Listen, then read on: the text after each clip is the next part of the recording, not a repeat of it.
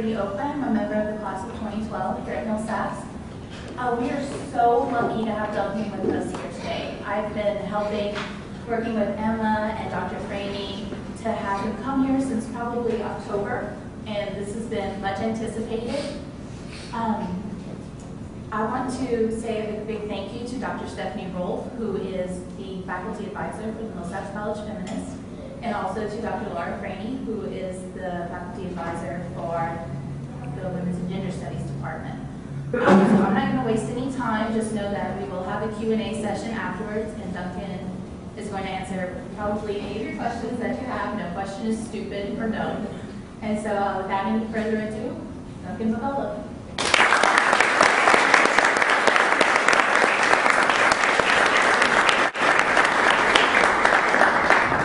Howdy y'all, how's it going?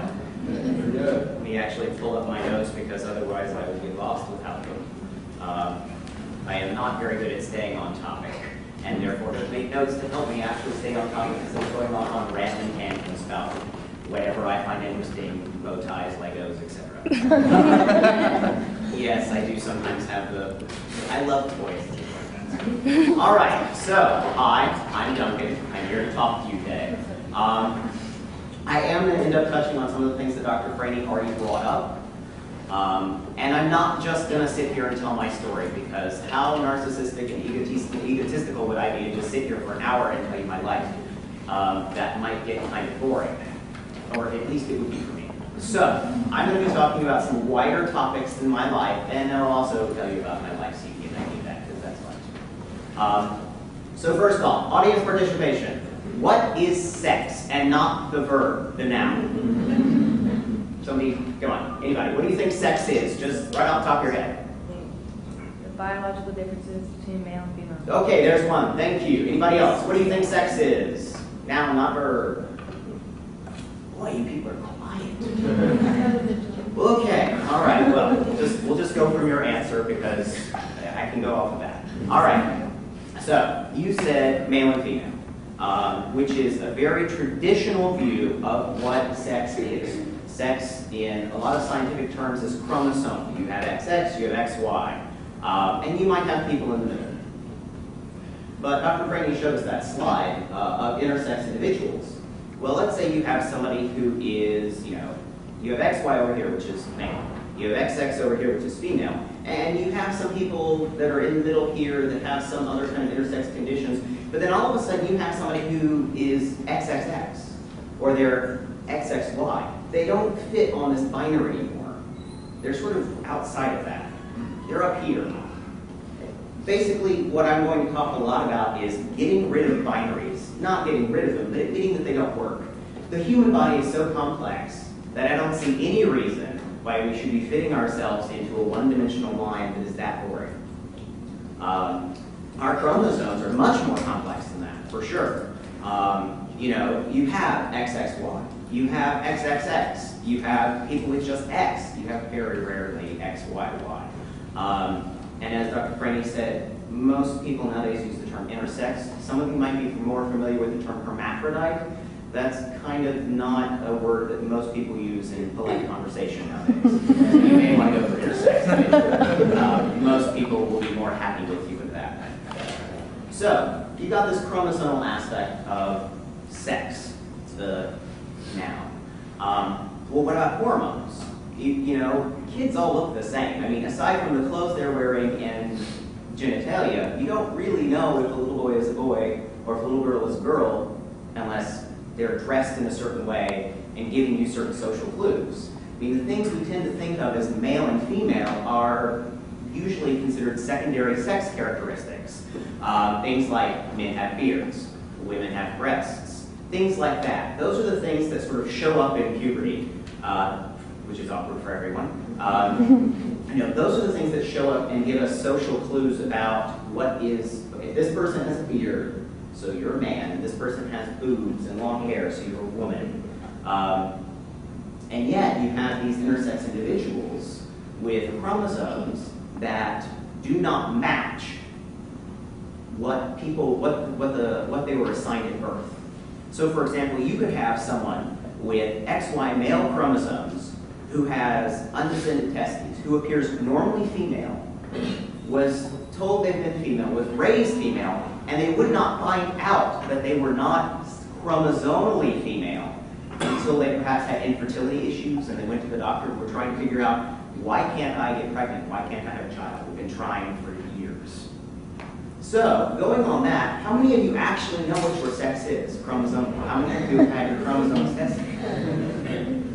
None of you. Guess what? I don't care. It's okay. Because it's really expensive.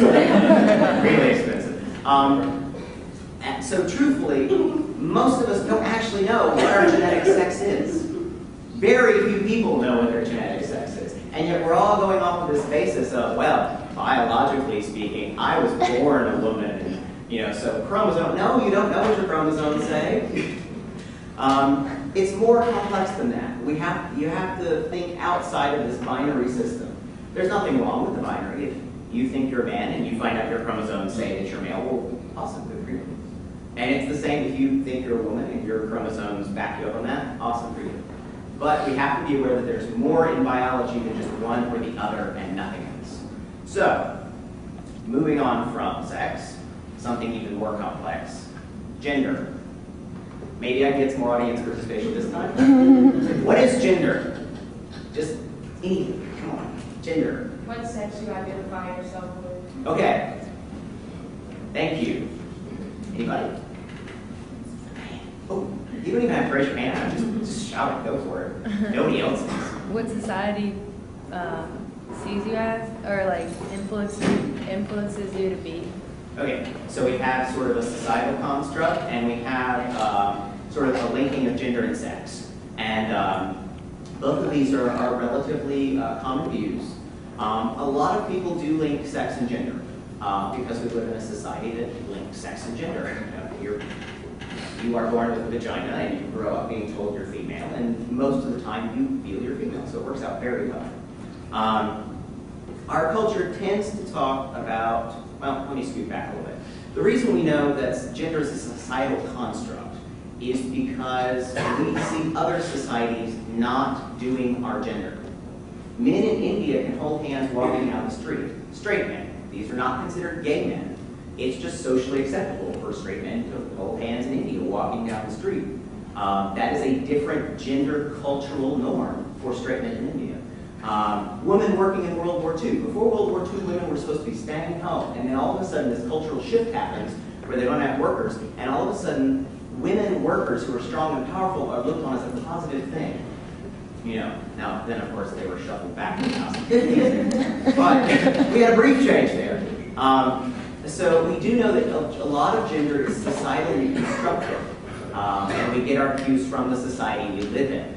Our culture talks about two genders, and it matches them up with our sex. It says there's a male and female sex, there's a male and female gender, and there might be some people who kind of feel like they're in the middle, and maybe they're a little androgynous, but whatever, it's mostly men and women. And yet, this is not the discourse of the rest of the world necessarily, or the rest of history. There are a lot of other cultures that have more than two genders. Some of you, if you've taken a sociology class, may have heard of the Rajas of Southeast Asia. Right now, they are doing a lot of work on their rights and are actually getting their own gender marker on identification cards in India and Pakistan. The Jewish Talmud, which, because I'm Jewish, I get to say these sorts of things, has 4 genders in it.